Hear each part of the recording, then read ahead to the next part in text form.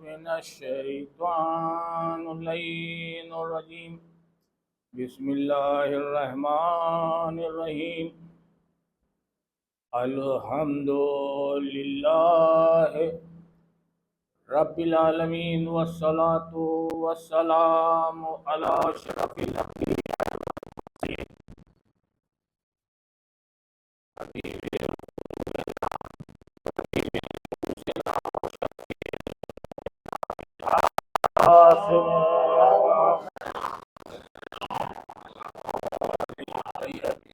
والمرسلین المعصومین المظلومین ولعنت اللہ علی اعدائهم اجمعین من یومنا ھذا الی یوم الدین اما بعد فقد قال رسول اللہ صلی اللہ علیہ وسلم یا علی حبک تقوی والایمان وبغضک کفر ونفاق صلوات بر محمد۔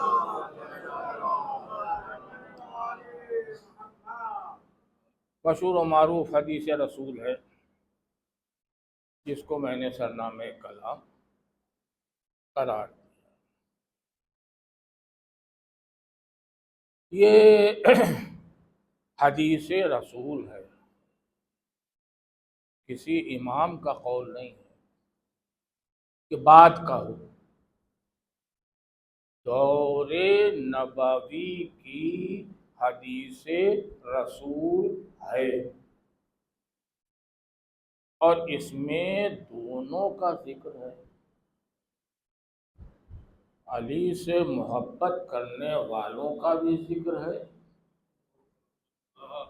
علی سے بغض و عداوت رکھنے والوں کا بھی ذکر ہے۔ یہ میں کیوں کہہ رہا ہوں؟ اس لیے کہ بڑی قوت کے ساتھ یہ بات سمجھانے کی کوشش کی گئی، اور خود الفاروق میں مولانا شبلی نعمانی نے بھی بڑی قوت کے ساتھ اس بات کو سمجھانے کی کوشش کی کہ علی سے اختلاف، علی سے عداوت، یہ سب رسول اللہ کے بہت بعد کی باتیں ہیں۔ رسول اللہ کے سامنے سب بہت شیر و شکر تھے، یہ تو سب بہت بعد کی باتیں ہیں، ان کے سامنے سب بہت شیر و شکر تھے۔ اگر شیر و شکر تھے رسول اللہ کی آنکھوں کے سامنے سب، تو پھر اس حدیث میں رسول اللہ یہ بغض و عداوت والوں کا ذکر ہی کیوں کر رہے ہیں؟ اے علی، تم سے محبت تقوی ہے، ایمان ہے، اور تم سے بغض و بغض کا کفرم و نفاق، کفر ہے، نفاق ہے۔ تو سب شیر و شکر تھے،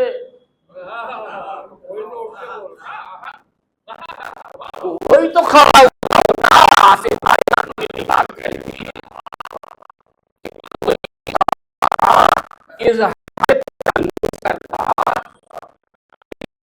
رسول، ہم سب تو علی پر جان نثار کرتے ہیں، ہم سب تو علی کو چاہتے ہیں، یہ آپ بغض و عداوت کی بات ہی کیوں کر رہے ہیں؟ صلوات پڑھے محمد و آل محمد۔ کیوں بات کرے بھائی، آپ ادھر آئیے، ادھر نہیں، آئیے آئیے۔ اچھا خیر، صلوات پڑھے محمد۔ تو اب آپ یہ سمجھ لیجئے کہ آپ کیوں یہ بغض و عداوت کی بات کر رہے ہیں؟ تو رسول اللہ کا دونوں کا ذکر کرنا اپنی حدیث میں، اور کسی کا کوئی اظہار تکلف نہ کرنا، یہ خود میں اس بات کی دلیل ہے کہ دور نبوی ہی میں رسول اللہ کی آنکھوں کے سامنے دونوں طرح کے لوگ موجود تھے۔ علی کو چاہنے والے بھی موجود تھے اور علی سے بغض و عداوت رکھنے والے بھی موجود تھے۔ اچھا بھائی، اب تھوڑی دیر ہو گئی ہے مجلس میں، لہذا بہت پھیلا کے گفتگو نہیں کروں گا، سمیٹ کر گفتگو کروں گا۔ اب آج کل تو بھائی ہیومن رائٹس کے بڑے علم بردار سب نکل آئے ہیں جو انسانی حقوق کی باتیں کرتے ہیں، ہونا بھی چاہیے۔ تو ان سے میرا یہی کہنا ہے کہ جو علی اور سیدہ کی اولادیں ہیں، یعنی سادات، اور سادات کے علاوہ بھی جو علی سے محبت رکھتے ہیں، علی کو چاہتے ہیں، کیا یہ ان کا حق نہیں ہے کہ وہ ان سے پوچھیں کہ جو علی سے بغض و عداوت رکھتے ہیں اور 1400 سال سے رکھتے آئے ہیں، تو کیا یہ ہمارا حق نہیں ہے کہ ہم ان سے ایک سوال کریں، بھیا یہ بتا دو علی کا قصور کیا تھا؟ اور سمجھ بھائی، اتنا تو حق بنتا ہے کہ جو علی سے بغض رکھتے ہیں، عداوت رکھتے ہیں، ان سے ہم یہ پوچھیں کہ بھائی اتنا تو ہمیں بتا دو کہ میرے مولا کا قصور کیا تھا، کیا کیا تھا علی نے جس کی وجہ سے بغض ہے، عداوت ہے۔ بھائی یہ میں مانتا ہوں، توجہ سے سنیں گے، جتنی بھی چاہے کم ہو زیادہ، توجہ سے سنیں گے میری بات کو، بہت سنجیدہ گفتگو کروں گا آج میں۔ یہ میں مانتا ہوں کہ بعد وفات رسول 25 سال تک، ظاہر تینوں دور 25 سال میں علی نے کسی کے پیچھے نماز نہیں پڑھی، یہ میں مانتا ہوں۔ اچھا علی کی مجبوری ہے، علی کی مجبوری ہے، علی امام وقت ہے، تو امام وقت کسی کے پیچھے نماز پڑھ نہیں سکتا۔ اچھا امام وقت کو تو جانے دیجئے، ہم اور آپ ہر ایک کے پیچھے نماز نہیں پڑھ سکتے، بڑی شرائط ہیں، وہ عادل ہو، وہ کاذب نہ ہو، جھوٹا نہ ہو، عدل کیا ہو، کبھی کسی کے ساتھ ناانصافی نہ کی ہو، کسی کا حق نہ مارا ہو، تبھی تو آپ نماز پڑھیں گے۔ میں آپ سے پوچھتا ہوں کہ اگر ہم اور آپ ہوتے تو جو نماز پڑھا رہے تھے، کیا ان کے پیچھے نماز پڑھنے کے لیے تیار ہو جاتے؟ صلوات پڑھے محمد والے اور فرمائے۔ تو علی کی بات تو الگ ہے، علی تو امام وقت ہے، وہ تو پیچھے نماز پڑھ ہی نہیں سکتے، نہیں پڑھی، کسی کے پیچھے نماز نہیں پڑھی۔ لیکن کوئی ٹوٹی پھوٹی ضعیف سڑی گلی روایت دکھا دیجئے کہ علی نے ان 25 برس میں کوئی الگ مسجد تعمیر کر لی ہو، کوئی الگ مسجد علی نے بنا لی ہو، کیوں نہیں بنائی مولا نے کوئی مسجد؟ اس لیے کہ اللہ کے گھر کا بٹوارا نہ ہو جائے۔ یہ علی والوں کی مسجد ہے، یہ مسلمانوں کی مسجد ہے، تو خدا کے گھر کا بٹوارا نہ ہونے پائے، لہذا کوئی دشمن علی کی بھی روایت ایسی نہیں ملے گی جس میں اس نے یہ لکھا ہو کہ علی نے ایک الگ مسجد بنا لی، نہیں بنائی۔ تو پھر علی کا کیا قصور ہے بھائی؟ کاہے کی عداوت ہے، کاہے کا بغض ہے؟ اچھا قرآن جمع کیا علی نے، آپ جانتے ہیں 3 قرآن جمع ہوئے ہیں تاریخ میں. ایک جو خلیفہ سیوم نے جو کمیٹی بنائی جس کے چیئرمین تھے زید بن ثابت، وہ کمیٹی نے قرآن جمع کیا جو آج آپ کے ہاتھوں میں ہمارے ہاتھوں میں موجود ہے. اس کمیٹی نے حالانکہ جب انہوں نے قرآن اکٹھا کر کے سپرد کیا خلیفہ سیوم کے، تو آپ کو یہ معلوم ہے کہ چیئرمین صاحب کی عمر کیا تھی زید بن ثابت کی؟ 22 سال. 22 سال. کب قرآن نازل ہوا، کون سی آیت کہاں آئی، کون سی آیت مکے میں مدینے میں، انہیں کیا معلوم؟ ان کی عمر ہی 22 سال کی تھی. انشاءاللہ دیکھیے زندگی رہی تو کبھی سناؤں گا آپ کو کہ قرآن کیسے جمع ہوا اور کون کون کمیٹی کے ممبر تھے اور کیا ان کی عمریں تھیں اور کیوں وہ ممبر بنائے گئے. یہ موضوع الگ سے پورا موضوع ہے. بہرحال تو ایک قرآن جو کمیٹی نے جو آج موجود ہے، دوسرا قرآن جناب مسعود ابن عبداللہ ابن مسعود نے جمع کیا. عبداللہ ابن مسعود بہت ہی معتبر صحابی تھے رسول اللہ اور بڑے باعظمت، اور تاریخ میں لکھا ہے کہ ان کا 6واں نمبر تھا اسلام کو قبول کرنے.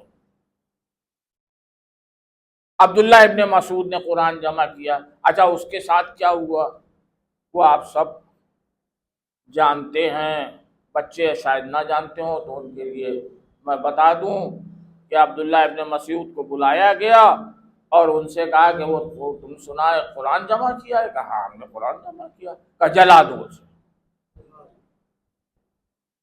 جلا دو اس کو.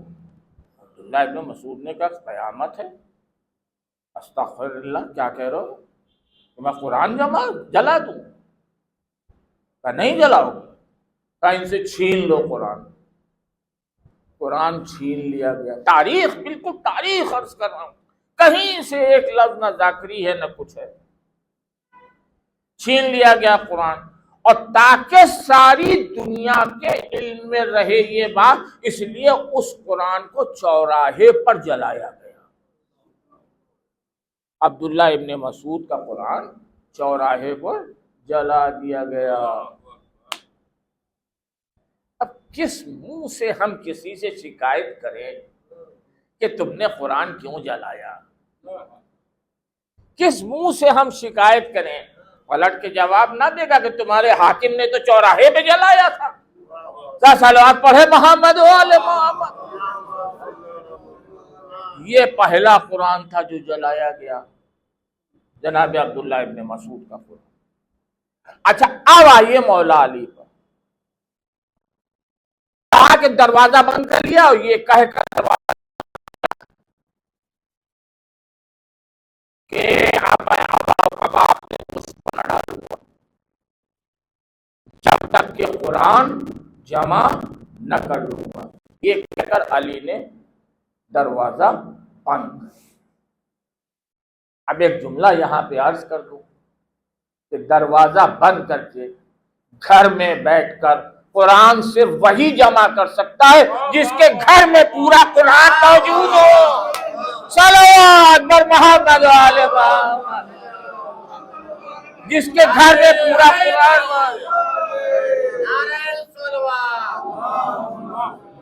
وہی جمع کر سکتا ہے گھر میں بیٹھ کر پورا قرآن جس کے گھر میں پورا قرآن موجود ہو. علی نے قرآن جمع کیا. پھر وہی جملہ دوہرا رہا ہوں، کوئی سڑی گلی ضعیف ترین روایت ڈھونڈ کے دکھا دیجئے کہ علی نے جو قرآن جمع کیا وہ کبھی نافذ کیا نہیں کیا. حد یہ ہے کہ اپنے دور خلافت میں جبکہ حاکم ہے خلیفۃ المسلمین ہے، پورا حق ہے کہ قرآن کو نافذ کر دیں، اس قرآن کو جو خود جمع کیا ہے، لیکن نہیں، وہ قرآن نافذ نہیں کیا۔ کیوں؟ اس لیے کہ یہ جو چل رہا ہے اسی کو چلنے دو۔ مولا نے اپنے دور خلافت میں یہ کہا کہ جو قرآن چل رہا ہے اسی کو چلنے دو۔ کیوں؟ اس لیے کہ اگر اپنا قرآن نافذ کر دیتے تو قرآن کا وہی اثر ہوتا جو توریت کا ہوا، انجیل کا ہوا، زبور کا ہوا۔ صلوات پڑھے محمد و آل محمد۔ لوگوں کو قرآن سے تعلق نہ رہتا، بس یہ بحثیں رہ جاتی کہ یہ قرآن ٹھیک ہے کہ وہ قرآن ٹھیک ہے۔ اور فرمایا یہ قرآن، یہ علی کا ہے، یہ مسلمانوں کا ہے، یہ قرآن ٹھیک ہے کہ وہ قرآن ٹھیک ہے، بس یہی بحثیں ہوا کرتی ہیں۔ قرآن سے کوئی تعلق نہ رہتا۔ تو بھیا علی نے اپنا قرآن جو جمع کیا تھا وہ بھی نافذ نہیں کیا، ابھی کیا شکایت ہے؟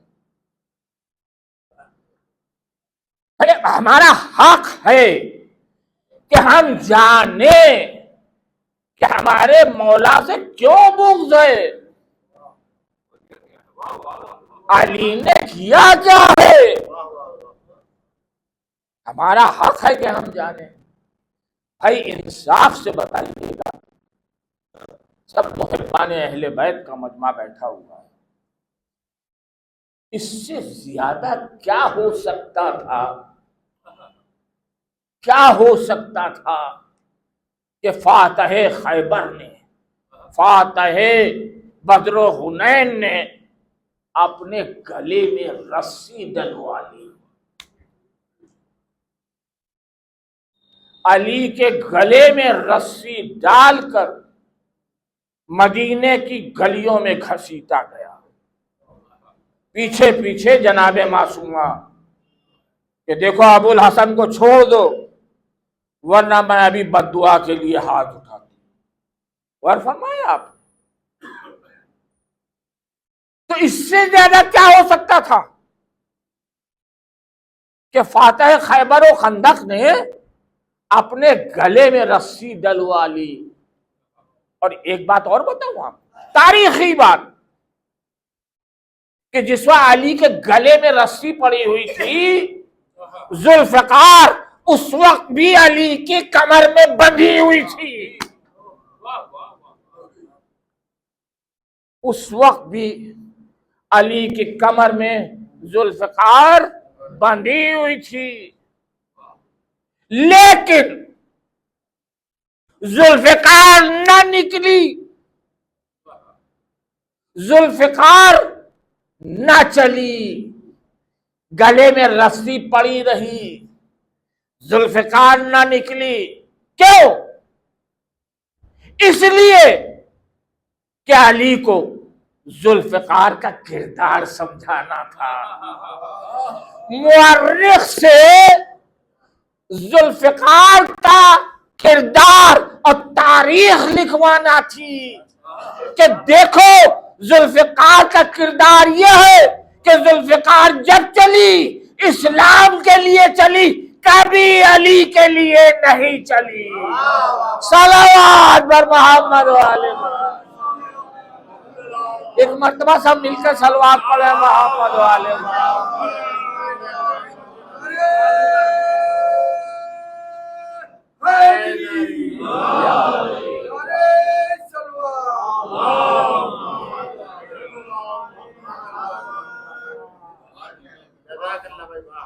ذوالفقار جب کبھی چلی اسلام کے لیے چلی، کبھی علی کے لیے نہیں چلی۔ اگر اس وقت ذوالفقار نکل آتی تو کیا سامنے کون تھا؟ وہی احد کے بھگوڑے تھے، ہوتا کیا ہے؟ اور فرمائیے، 2 منٹ کا مارکا تھا علی کے لیے، لیکن ذوالفقار کا پھر کردار بدل جاتا۔ ذوالفقار کو علی کے لیے بھی چلتی تھی، جب چلی اسلام کے لیے، تو بھیا اب اس سے زیادہ کیا ہو سکتا تھا؟ کیا ہو سکتا تھا؟ اب کس بات کی شکایت ہے علی سے؟ کس بات کا بغض ہے؟ کس بات کی عداوت ہے؟ بھیا ہمارا حق ہے کہ ہمیں معلوم ہو کہ علی سے عداوت ہے تو کس بات کی عداوت؟ میری جو سمجھ میں آتا ہے عرض کر دوں، کس بات کی عداوت ہے؟ بلکہ جب کبھی یہ بات نکلتی ہے تو مجمع کو سمجھانے کے لیے میں ایک مثال پیش کر دیا کرتا ہوں، اور اس مثال سے مجمع بہت جلدی پہنچ جاتا ہے۔ مثال یہ ہے کہ مان لیجئے ایک شخص گومتی میں ڈوب رہا ہے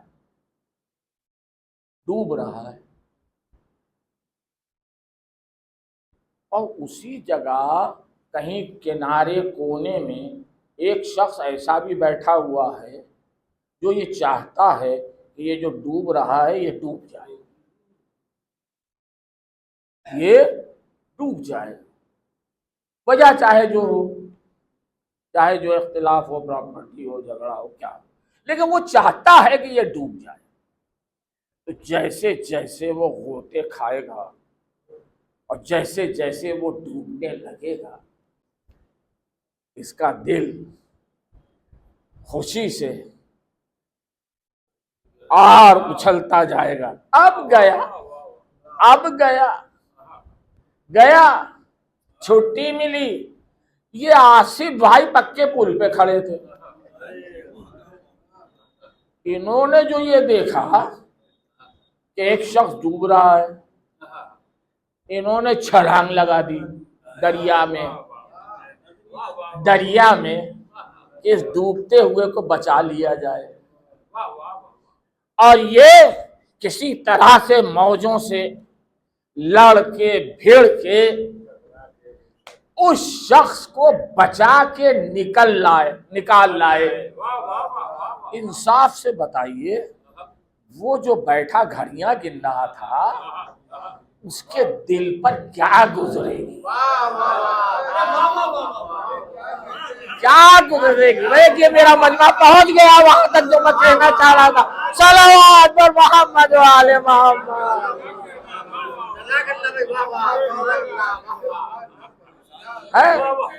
بھائی یہ لکھنؤ کا مجمع ہے، یہ ذاکر سے، یہ مجمع لکھنؤ کا ذاکر سے 1 کلومیٹر آگے چلتا ہے، ابھی کچھ کہا بھی نہیں میں نے اور یہ مجمع پہنچ گیا۔ اب سمجھ میں آیا آپ کے کہ کاہے کی عداوت ہے؟ جو یہ چاہتے تھے کہ اسلام ڈوب جائے،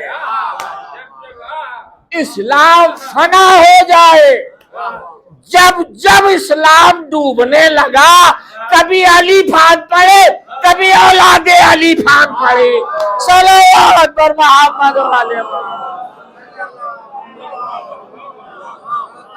ایک مرتبہ صلوات پڑھے محمد و آل محمد۔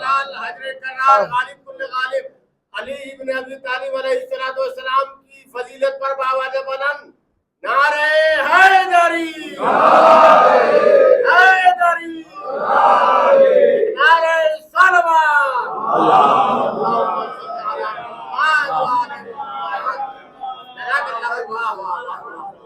یہ ہے عداوت، اسلام کو ڈوبنے نہیں دیا۔ جب ان کی امید بندھی، اچھا کچھ جھلکیاں پیش کروں، آپ کو لطف آئے گا۔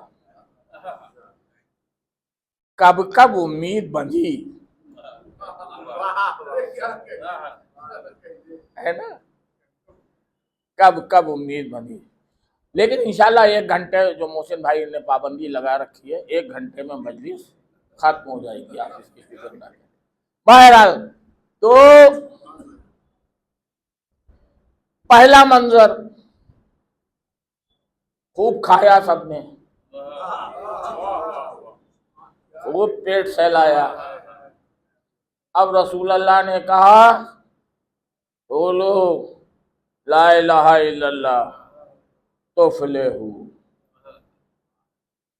کہو کہ اس اللہ کے سوا کوئی اللہ نہیں، اسی میں تمہاری فلاح ہے. سناٹا. اور یہ بھی کہہ رہے ہیں رسول کہ جو میری مدد کا اعلان کرے گا وہی میرا خلیفہ ہوگا، وہی میرا نائب ہوگا، وہی میرا جانشین ہوگا، جو میری مدد کا اعلان کرے گا. کھلا آفر ہے، جس کا دل چاہے کھڑا ہو جائے. لیکن کوئی نہیں. بہرحال جتنی دیر بھی، جتنے لمحات، جتنے منٹ سناٹا رہا ہوگا، کتنا دل خوش ہو رہا ہوگا کہ گیا، شروع ہونے سے پہلے ہی ختم ہو گیا، کوئی کھڑا نہیں ہوا. کتنا دل خوش ہو رہا ہوگا. جو بھی لمحے گزرے ہوں گے اتنی دیر کتنا دل خوش ہو رہا ہوگا کہ ایک 12 سال کا بچہ اٹھا اشہد ان لا الہ الا اللہ اشہد ان محمد رسول. اور میں آپ سے وعدہ کرتا ہوں کہ میں آپ کی نصرت کروں گا. ایک بات کا خیال رہے، ایک بات کا خیال رہے، رسول اللہ نے نصرت کا وعدہ مانگا ہے، جان دینے کا وعدہ نہیں مانگا ہے. اور فرمایا آپ نے نصرت کا وعدہ مانگا ہے. آپ تاریخی جملے پڑھ لیجئے، کون ہے کہ جو میری نصرت کا اعلان کرے گا؟ تو علی نے کہا کہ میں کروں گا. اور اس کے بدلے میں جو رسول کا وعدہ ہے آپ کے پیش نظر ہے نا. اب اس کے بعد تو اب یہ جو ایک بچہ کھڑا ہوا، انصاف سے بتائیے، بس یہیں سے بغض و عداوت کا بیج بو گیا. صلوات بر محمد و آل محمد. ارے یہ ایک بھی نہ کھڑا ہوا ہوتا تو یہ لوگ ختم، شروع ہونے سے پہلے ہی ختم ہو گیا ہوتا. صلوات بر محمد و آل محمد. اب آپ کی سمجھ میں آیا کاہے کی عداوت. اب اس کے بعد آگے آگے رسول، اب پیچھے پیچھے علی. بہت شارٹ میں بات کروں گا، کوئی تفصیل میں نہیں جاؤں گا. آؤ بھیا وہاں ادھر آ جاؤ، ہے جگہ ہے، آ جاؤ آ جاؤ. صلوات پڑھے محمد و آل محمد. ادھر تو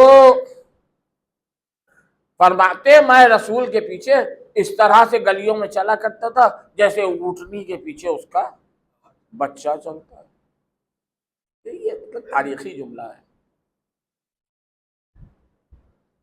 اب یہ اونٹنی کے پیچھے بچہ چلتا ہے. اب یہاں اونٹنی تو ہوتی نہیں ہے، یہاں آپ نے اکثر دیکھا ہوگا گائے وہ چلتی ہے، اس کے پیچھے پیچھے اس کا بچہ چلتا ہے نا. جدھر گائے مڑتی ہے ادھر بچہ مڑ جاتا ہے. کبھی آپ نے یہ دیکھا کہ گائے نے پلٹ کے دیکھا ہو کہ بچہ مڑا کہ نہیں مڑا؟ صلوات پڑھے محمد و آل محمد. کبھی آپ نے دیکھا کہ گائے نے مڑ کے دیکھا ہو کہ بچہ ادھر ہی مڑا کہ نہیں مڑا؟ گائے کو اطمینان ہے جدھر میں مڑوں گی ادھر ہی میرا بچہ مڑے گا. تو علی نے مثال دے کے بہت کچھ سمجھا دیا. غور فرمایا. اچھا اب حضور اسلام بڑھ رہا ہے اور یہاں تک کہ کھلبلی دلوں میں پڑ گئی کہ اگر اس طرح سے اسلام بڑھا تب تو بڑی مشکل ہو جائے گی۔ تو ہوا کیا، ابو جہل کے گھر پہ ایک میٹنگ ہوئی، ابو جہل کے گھر پر ابو جہل کی صدارت میں میٹنگ۔ بھائی یہ کیسے روکا جائے اس معاملے کو؟ بس میں جو عرض کر رہا ہوں کہ علی سے کاہے کا بغض ہے، کاہے کی عداوت ہے، ذرا سمجھیے تو آپ۔ اس کے سوا علی نے کس کی جائیداد ماری ہے؟ علی نے کیا کیا ہے کہ جس کی وجہ سے بغض ہے یا عداوت ہے؟ سوائے اس کے کیا بغض و عداوت ہے؟ تو ابو جہل کے گھر پہ میٹنگ ہوئی اور اچھا قبیلے، عرب کے قبیلے جن کے یہاں ایک بھیڑ کے بچے پر 7 پشتوں تک جنگیں ہوئی، وہ قبیلے جن کی دشمنی دنیا میں مشہور ہے، آپسی دشمنی، سارے اختلافات بھول کے سب کے سب ابو جہل کے گھر آ گئے، سب آ گئے ابو جہل کے گھر، سب کے سردار پہنچ گئے۔ ایک بات پتہ چلی کہ جب حق سے مقابلہ ہو تو سارا باطل اکٹھا ہو جاتا ہے۔ صلوات پڑھے محمد و آل محمد۔ آپ ابھی ایران کے مسئلے میں دیکھ چکے ہیں، ایک حق ایک طرف، سارا باطل ایک طرف۔ صلوات پڑھے محمد و آل محمد۔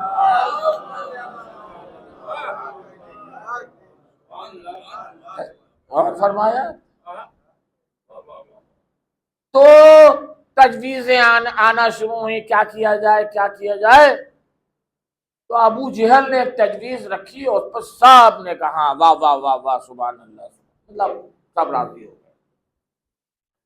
اور اس نے یہ تجویز رکھی کہ ہر قبیلے سے ایک آدمی اکٹھا ہو، تو اگر 50 قبیلے ہیں تو 50 آدمی ہو گئے، سب محاصرہ کریں رسول کے گھر کا، محمد کے گھر کا، اور رات کے کسی پہر داخل ہو جائے اور قتل کر دے، جھگڑا ختم۔ اچھا اب چونکہ ایک قبیلہ ہو اور قتل کرے تو بنی ہاشم کافی ہے، دو قبیلے ہو تو بھی بنی ہاشم نمٹ لیں گے، 50 قبیلے ہوں گے تو پھر کہاں بنی ہاشم نبٹ پائیں گے، لہذا سب اکٹھے ہو گئے اور وہ سب ہوا ایک ایک جمع ہوئے۔ اچھا میں نے ابھی عرض کیا تھا آپ سے ایک جملہ کہ رسول اللہ نے ذوالعشیرہ میں مدد کا وعدہ مانگا ہے، جان کا وعدہ تو نہیں مانگا کہ کون ہے کہ جو میرے لیے جان دے گا۔ ذوالعشیرہ میں کوئی ایسی بات ہوئی ہے؟ نہیں ہوئی، مدد کا وعدہ مانگا۔ رسول کو اطلاع دے دی گئی، جبرائیل نے آ کے اطلاع دے دی ایسا ایسا ہونے والا ہے، تم یہاں سے ہجرت کر جاؤ۔ علی کو بلایا، کہا اے علی مجھے ہجرت کا حکم ہوا ہے۔ جی یہ کاہے کا بغض بیٹھا ہوا ہے، سن لیجئے، مجھے ہجرت کا حکم ہوا ہے، میں جا رہا ہوں، تم میرے بستر پہ سو جاؤ۔ تو آپ ظاہر ہے کوئی جان دینے کا وعدہ تو رسول اللہ نے مانگا نہیں تھا، نصرت کا مانگا تھا۔ تو رسول بھائی کوئی دوسرا ہوتا تو شاید کہہ دیتا کہ یہ آپ تو جان کی بات کر رہے ہیں، آپ نے تو نصرت کا وعدہ مانگا تھا۔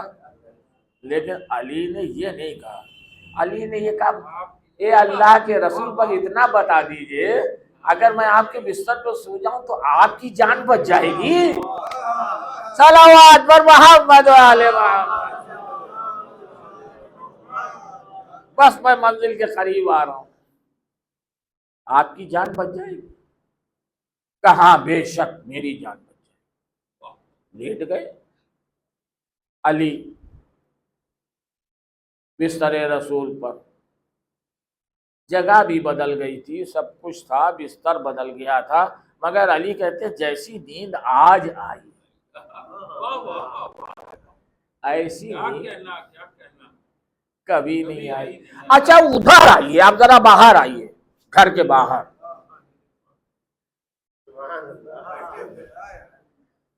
تلواریں لیے,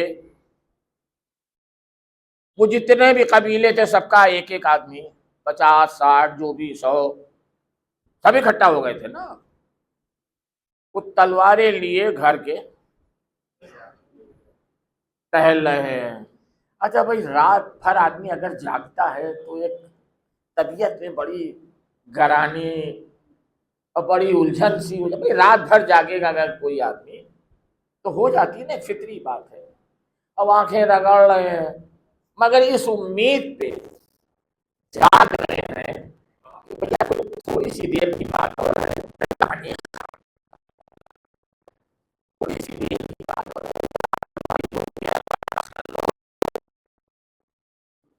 بس آج اسلام ختم. اب پوری رات کے جاگے ہوئے ہیں, طبیعت میں الجھن ہے, آنکھیں مل رہے ہیں, کسی طرح سے دیوار پھاند کے یا خدا جانے کیسے صبح کو گھر میں داخل ہوئے. قریب پہنچے, اب بستر کے چاروں طرف گھوم رہے ہیں. کسی ایک نے ہمت کر کے چادر جو ہٹائی تو دیکھا علی. صلوات پر محمد و آل محمد.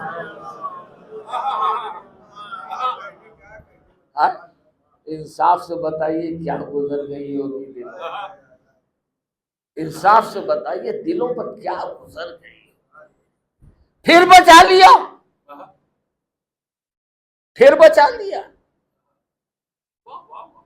بس یہی عداوت ہے, اس کے سوا علی نے کچھ نہیں کیا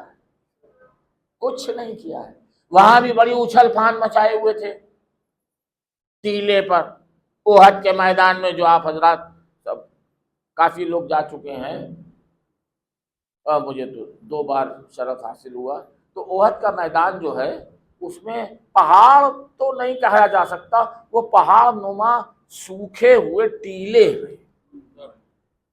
ہیں, ٹیلے ٹائپ ذرا. اور پورے عرب میں ٹیلے ہی ٹیلے ہیں. اسی لیے اسلام میں ٹیلوں کی بھی ایک الگ تاریخ ہے, پوری ٹیلوں کی. بہرحال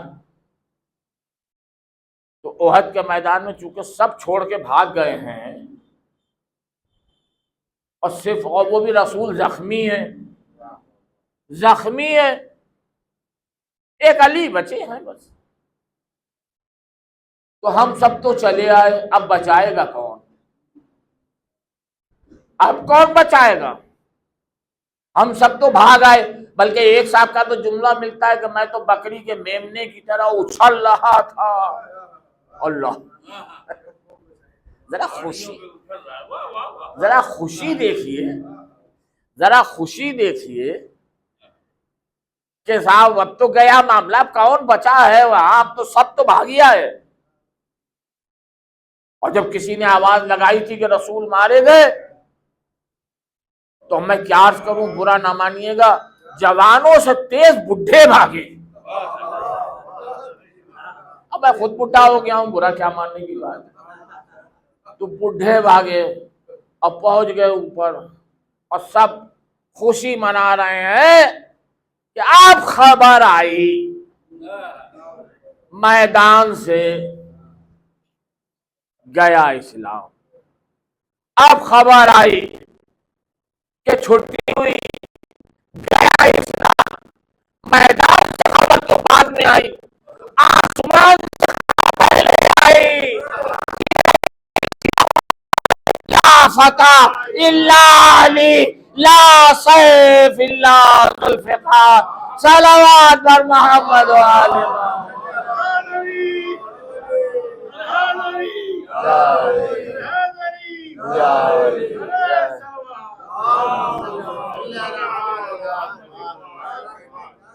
انصاف سے بتائیے دلوں میں کیا گزر گئی، کیا گزر گئی؟ پھر بچا لیا، اچھا خاصا چلا گیا تھا پھر بچا لیا. اچھا بس اب آخری بات پھر ربط مسائل. آخری مثال، یہاں تک تو امیدیں تھیں،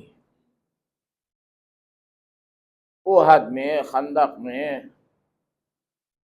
امیدیں تھیں کہ گیا اسلام، گیا اسلام، امید.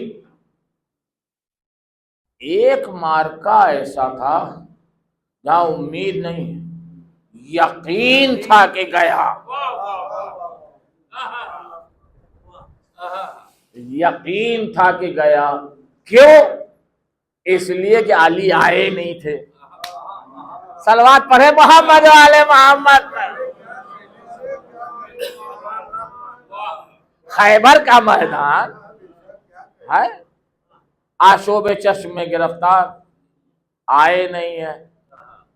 تو اب تو یہاں تو یقین ہے، یہاں امید نہیں ہے، یہاں یقین ہے کہ گیا، اب تو بچانے والا ہے ہی نہیں، وہ تو مدینے میں ہے، لہذا آپ کون بچائے گا؟ 40 دن گزر گئے. بلکہ مرحب نے جب پہنچے ہیں رسول، بس آخری جملے عرض کر رہا ہوں آپ کی خدمت میں کیونکہ مجھے مصائب پڑھنا ہے ابھی. تو مرحب برجی پر آیا تھا، اور برجی پر آ کر اس نے پوچھا کہ اے محمد قلعہ کتنے دن میں فتح کر لو؟ تو رسول اللہ نے کہا 40 دن میں. بس سمجھ لو اگر 40 دن میں نہ فتح کر پائے تو تمہارے دعوی رسالت کا کیا ہوگا؟ تاریخی بالکل جملے، کوئی ذاکری نہیں.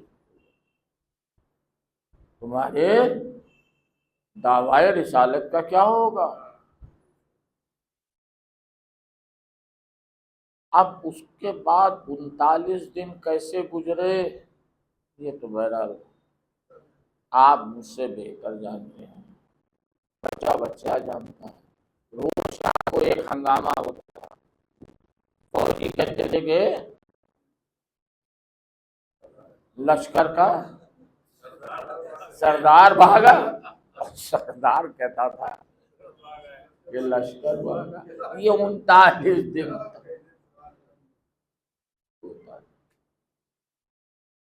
لیکن اب کون سچا ہے کون جھوٹا ہے ہمیں تو حق نہیں ہے کہ ہم فیصلہ کریں.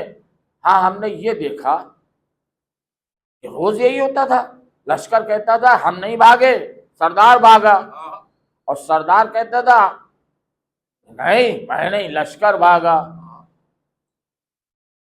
لیکن کسی دن بھی رسول اللہ نے لشکر نہیں بدلا، سردار روز بدل دیا.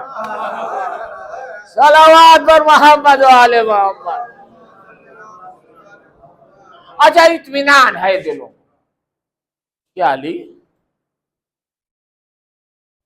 تو ہے ہی نہیں، لہذا جانا طے ہے. 39واں دن گزر گیا، رسول خیمے میں گئے اور جا کر اپنے آپ کو سجدہ خالق میں گرا دیا. 39واں دن گزر چکا ہے اور رونا شروع کیا، یہاں تک کہ سسکیوں کی آوازیں خیمے سے باہر آنے لگی. کیونکہ رسول سمجھ رہے ہیں نا کہ کل 40واں دن بھی گزر گیا تو پھر میرے دعوی رسالت کا کہی چکا ہے پر کیا ہوگا. اب سجدہ خالق میں اللہ سے اور رسول اللہ سے کیا باتیں ہوئی تو کوئی نہیں جان سکتا، کوئی نہیں جان سکتا، لیکن اتنی بات جو تاریخ میں لکھی ہے وہ سب نے دیکھی کہ اب جو رسول اللہ خیمے سے برآمد ہوئے تو ہونٹوں پر مسکراہٹ تھی، اب کہہ رہے تھے کل علم اس کو دوں گا، اور جو خصوصیات بتائیں، مرد ہوگا، بڑھ بڑھ کے حملے کرنے والا ہوگا، جرار غیر فرار بھاگنے والا نہیں ہوگا، اور وہ ہوگا کہ جو اللہ اور رسول کو دوست رکھتا ہوگا، اور وہ ہوگا جسے اللہ اور رسول دوست رکھتے ہوں گے۔ پھر یہ سب سننے کے بعد بھی رات بھر امید لگائے رہے کہ علم تو ہمیں میں سے کسی کو ملے گا۔ اللہ، یہ سب سننے، صبح ہوئی علم لے کے برآمد۔ دیکھیے ابھی بھی یقین ہے، اس یقین میں کوئی فرق نہیں آیا کیونکہ علی ہے ہی نہیں، جب ہے نہیں تو بچائے گا کون؟ جانا تو ہے ہی۔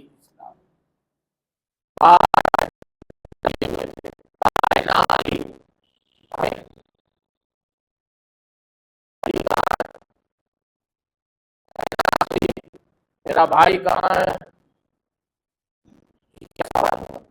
کیا رسول اللہ کو معلوم نہیں تھا کہ علی نہیں ہے؟ معلوم نہیں تھا تو یہ پوچھ کیوں رہا ہے کہاں ہے میرا بھائی، علی کہاں ہے؟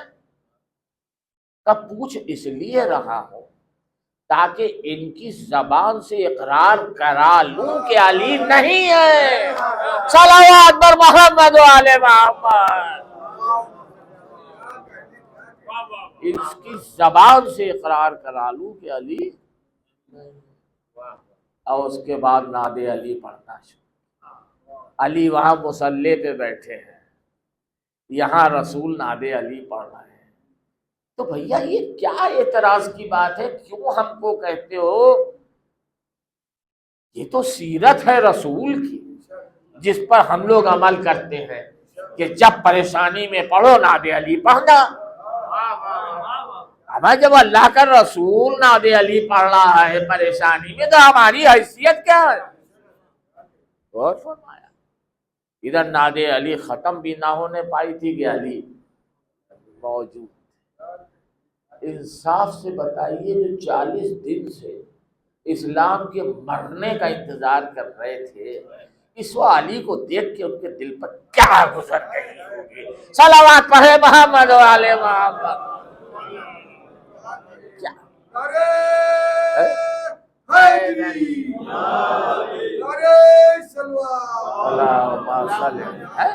بتائیے کیا ان کے دلوں پر گزر گئی؟ تو علی نے اسلام کو بچایا، یعنی اسلام موجود تھا، صرف اس کی حفاظت کی۔ اس سے تو اتنی عداوت ہے کہ جس نے فنا ہوئے اسلام کو پھر سے جس نے بنیاد رکھ دی، ختم ہوئے اسلام کی جس نے پھر سے بنیاد رکھ دی، اس حسین کی عزاداری سے کتنی عداوت ہوگی کہ اچھا خاصا میٹ چکا تھا۔ حقا کے بنا لا الہ۔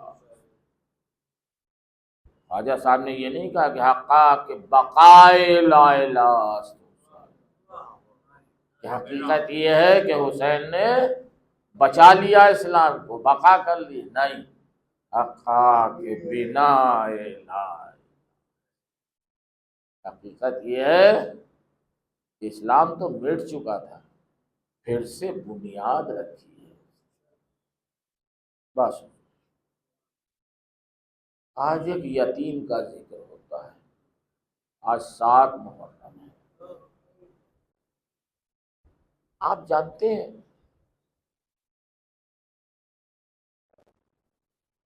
کہ جب امام حسن کو زہر دیا گیا ہے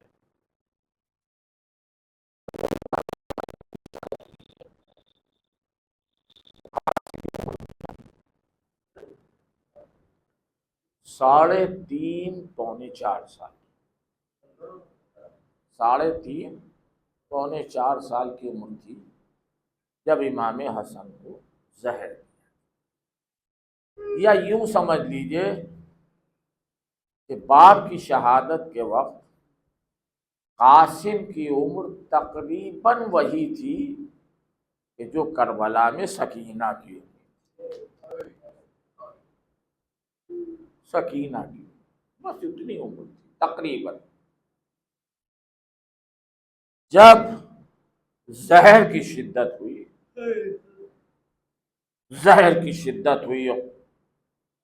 منہ سے جگر کے ٹکڑے آنا شروع ہو گئے تو ایک مرتبہ ام فروا کو بلایا امام حسن نے، جلدی سے قلم و دوات لاؤ اور ایک کاغذ لاؤ۔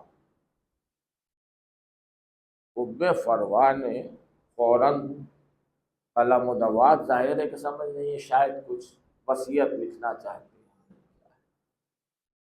لا کر کاغذ دیا، قلم و دوات دیا، اس پر مولا حسن نے کچھ تحریر کیا اور تحریر کر کے اسے موڑا اور ایک کپڑے میں اس کو رکھ کے تو کہا اس کو قاسم کے بازو پہ باندھ، اور دیکھو جب بہت سخت وقت پڑے اور قاسم کو باپ کی کمی محسوس ہو، اس وقت اس تعویذ کو کھولنا پڑے، اس وقت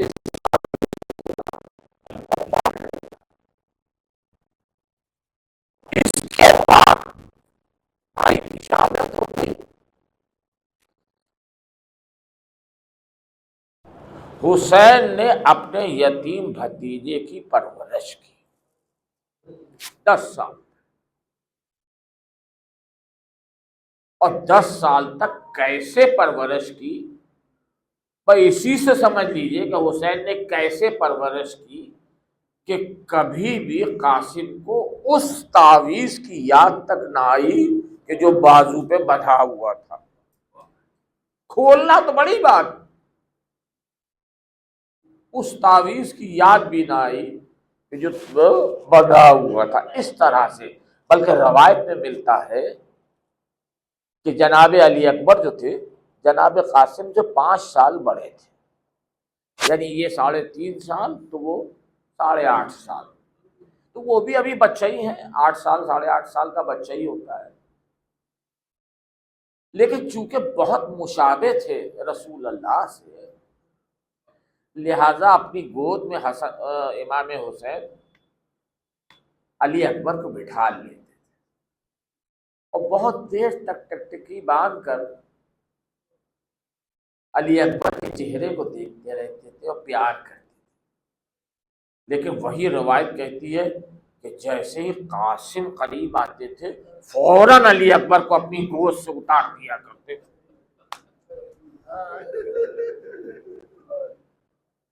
اللہ،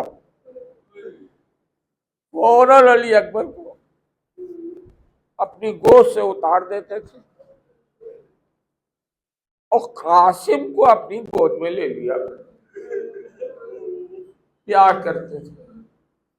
یہ بات جب کئی بار ہوئی تو علی اکبر بھی ابھی بچہ ہی ہیں، 8.5 سال 8 سال، علی اکبر نے ایک بات پوچھ لیا کہ بابا کیا آپ قاسم کو ہم سے زیادہ چاہتے ہیں؟ جب بھی قاسم آتے ہیں آپ ہم کو گود سے اتار دیتے ہیں۔ کا بیٹا تم نہیں سمجھتے، قاسم کا باپ نہیں ہے، قاسم یتیم ہے، میں تم کو اس لیے گود سے اتار دیتا ہوں اور اس کو گود میں بٹھال کے پیار کرتا ہوں، اسے یہ احساس نہ ہو کہ آج اس کا باپ اگر ہوتا تو اسی طرح سے ہم کو بٹھال کر گود میں پیار کرتا۔ 10 سال گزر گئے، بازو پہ تعویذ बंधा हुआ है, यहां तक कि शब आशूर आ गई मगर तावीज अभी भी बंधा हुआ है, तावीज अभी भी नहीं खुला। और मौला ने एक एक का नाम लेना शुरू किया, तुम्हारा नाम भी है, तुम्हारा नाम भी है महज़र शराब, तुम्हारा नाम भी है। बस कासिम का नाम नहीं लिया। कोने में बच्चा खड़ा हुआ था, कहा चचा क्या मेरा नाम शुहदा की लिस्ट में फहरिस्त में नहीं है? कहा कासिम ये बताओ कि मौत तुम्हारी निगाह में कैसी है? कहा चचा आज तो मौत मेरी निगाह में शहद से ज्यादा शीरी है। कहा बेटा तुम्हारा ही नहीं अली असगर का नाम भी है। अली असगर का जो नाम सुना तो एक बार तड़प गए कासिम, अरे अली असगर तो चल के जा नहीं सकते, जा नहीं सकते, क्या ये फौज अस्किया खैमों में घुस आएगी और अली असगर को कत्ल कर देगी? कहा नहीं, मैं उसे अपने हाथों में ले लिया। बस हुजूर आखिरी जुमले और दो चार सुन लीजिए। बाहर आए कासिम तो जनाब अब्बास और जनाब अली अकबर में गुफ्तगू हो रही थी, मख्तल में ये लिखा हुआ है, गुफ्तगू हो रही थी। जनाब अब्बास अली अकबर से कह रहे थे बेटा कल सबसे पहले मैं जाऊं। अली अकबर ने कहा नहीं बाबा, नहीं चचा, आप तो मेरे बाबा की कमर का जोर है, कुव्वत है, उनकी कमर टूट जाएगी, सबसे पहले मैं जाऊंगा, मैं जाऊंगा। तो जनाब अब्बास ने कहा नहीं बेटा, तुम तो मेरे आका की आंखों की बीनाई हो, नूर हो, तुम अगर चले गए तो उनकी बीनाई चली जाएगी, नूर चला जाएगा। कासिम ये बात सुन रहे थे, आगे बढ़े, नन्हे नन्हे हाथ जोड़े, कहा चचा ना आप जाइए और ना भैया अली अकबर जाए, सबसे पहले मैं जाऊंगा, मैं यतीम हूं, मेरे जाने से न किसी की आंखों का नूर जाएगा न किसी के कमर की कुव्वत जाएगी। खुदा आपको किसी गम में ना रुलाए। बस हुजूर नहीं मिल रही है इजाजत, इजाजत नहीं मिल रही है। जब आते हैं तो मेरे भाई की तस्वीर आए और आकर रोने लगे, खैमे में बैठकर आंखों में फरमा को याद आया। कहा बेटा बेटा तुम्हारे बाजू पर तुम्हारे बाबा ने एक तावीज बांधा था और ये लिखा था जब बहुत सख्त वक्त पड़े और तुम्हें मेरी कमी महसूस हो तो उस वक्त इस तावीज को खोल कर पढ़ लेना। तावीज को खोला तो लिखा था कासिम मेरे लाल, जब तुम ये मेरी तहरीर पढ़ोगे तो उस वक्त मेरा भाई 3 दिन का भूखा और 3 दिन का प्यासा होगा और नरगाए आदा में घिरा होगा।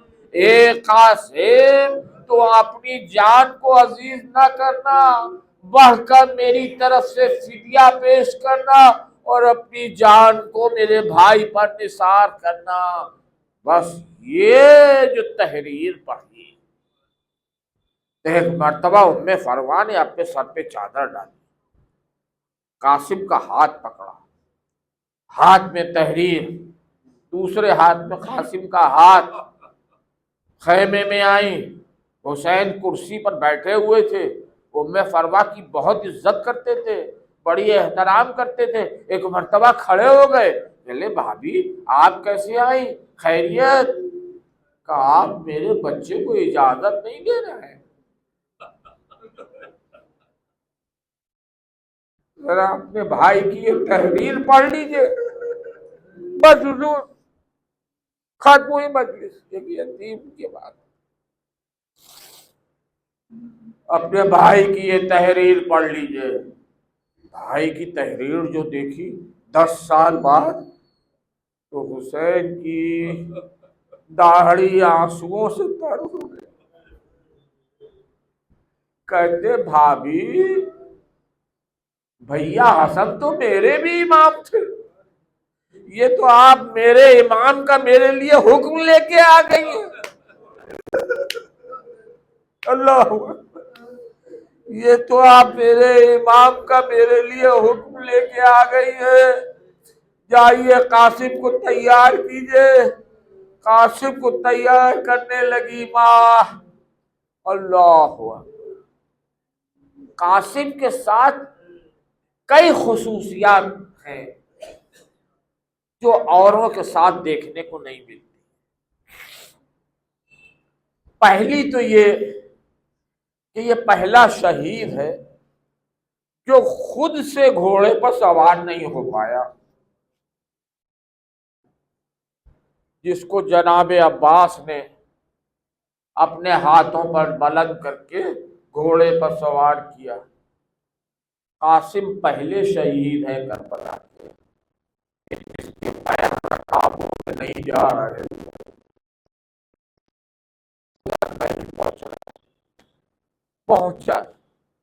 پہنچے رجس پہاڑ اور اس کے بعد جنگ کرنا شروع کی. تو حضرت شامی جو 1000 پہلوانوں کے برابر مانا جاتا تھا، اس نے کہا میں کیا جاؤں اس بچے کے مقابلے میں، میرا بیٹا اس کو قتل کر دے گا. ایک ایک کر کے 4 بیٹوں کو قاسم نے فنار کیا. جب 4 بیٹے مارے گئے تب حضرت شامی نے کہا کہ اب میں بفرا ہوا چلا. تو ایک مرتبہ حسین نے جو دیکھا کہ حضرت شامی قاسم کے مقابلے میں آیا ہے، تو آسمان کی طرف رخ کیا، کہا اے پیدا کرنے والے، اے میرے اللہ، میرا قاسم 3 دن کا پیاسا ہے، 3 دن کا بھوکا ہے، لیکن یا علی کہہ کر جو قاسم نے تلوار کا وار کیا تو حضرت شامی کی گردن آسمان کی طرف ہو گئی. جب وہ بھی قتل ہو گیا تو اب ایک بھگدڑ اور ایک ہیجان. آفیسر سعد نے کہا کہ اگر ایک ایک کر کے تم لوگ گئے تو یہ علی کا پوتا ہے، یہ سب کو قتل کر دے گا. تم سب اکٹھا ہو جاؤ اور مل کر حملہ کرو. بس لاکھوں کی بھی کسی نے پیچھے سے حملہ کیا، جس کے پاس تیر تھے اس نے تیر مارے، جس کے پاس کچھ نہ تھا اس نے پتھر مارے، تلواریں چلی، نیزہ چلا، اور پیچھے سے ایک ایسا گرز پڑا کہ قاسم سے ٹھہرا نہ گیا. ایک مرتبہ جب گھوڑے کی پشت پر قاسم نظر نہ آئے تو عباس گھبرا گئے، تلوار نکالی، ایک نعرہ بلند کیا، اللہ اکبر کہہ کر ایک مرتبہ فوج کی طرف بڑھے. حسین بھی بڑھے. اب جو عباس کو اور حسین کو آتے ہوئے دیکھا تو فوج میں ایک بھگدڑ مچ گئی. ادھر کے گھوڑے ادھر، ادھر کے گھوڑے ادھر. یہ پہلا آخری شہید ہے جو زندہ تھا اور زندگی میں پامال ہو گیا. آواز لگاتے تھے اے چچا میری مدد کو آئیے، اے چچا میری مدد کو آئیے. وہ گھوڑے ادھر سے ادھر. اللہ اکبر. جب حسین پہنچے ہیں تو میں کیا عرض کروں آپ سے، بس آخری جملہ عرض کر رہا ہوں، خدا کرے کہ میں عرض کر پاؤں اور کوئی تفصیل نہیں عرض کروں گا. تفصیل کا اندازہ آپ خود لگا لیں. بس آخری جملہ عرض کر رہا ہوں، ظاہر ہے گوشت کے ٹکڑے قاسم کے ادھر ادھر پڑے ہوئے تھے، ادھر ادھر پڑے ہوئے تھے۔ بس میرا جملہ سن لے اور اس کے بعد آپ خود اندازہ لگائیے گا۔ چادر منگائی حسین نے، گوشت کے ٹکڑوں کو اس پر جمع کیا، قاسم کی لاش کے ٹکڑوں کو جمع کیا، لیکن میرے عزیزوں روایت کہتی ہے خالی ٹکڑوں کو نہیں حسین نے جمع کیا، کچھ مٹی بھی تھی کہ جس کو حسین نے اٹھا اٹھا کے چادر میں جمع کیا۔ اب اس سے آگے میں نہیں کہہ سکتا کہ یہ مٹی حسین کیوں جمع کر رہے ہیں۔ اللہ لعنت اللہ علی محمد، اللہم لا تقتل حسین وأصحابہ انا للہ و انا الیہ راجعون۔ ماتم